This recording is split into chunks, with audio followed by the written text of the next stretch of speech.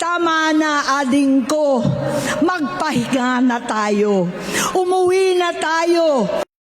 Minsan, napapatanong ako sa sarili ko, ikaw pa ba yan? Si Bongbong ba talaga yung nakikita ko? Pero ako, ading ko, ako pa rin ito. Ako pa rin ang ate mo na tumayong ama't ina sa inyo sa ibang bansa. Ang kasama no sa sumubok na sanggain lahat ng sakit para sa iyo. Ang kapatid mo na hindi mo kailangan hingan ng tawad dahil agad ka nang iniintindi at tatanggapin dahil mahal kita.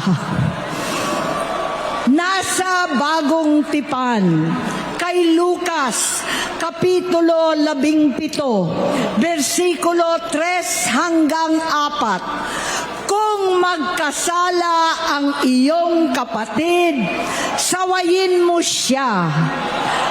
At kung siya'y magsisi, patawarin mo siya.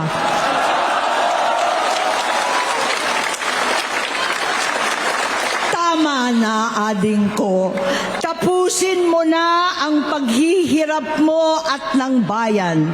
Gaya noong umalis tayo sa palasyo, kaya ko pa rin hawakan ang iyong kamay. Huwag kang matakot. Malaki na ang dulot sa iyo ng droga. Sinisisi ko ang sarili ko dahil hindi ako nakinig sa mga sumbong. Hindi ako nakialam. Hindi ako maniwala. Pero hindi pa huli ang lahat. Tama na, ading ko. Magpahinga na tayo. Umuwi na tayo. Magpagamot, magpagaling at nangangako ako.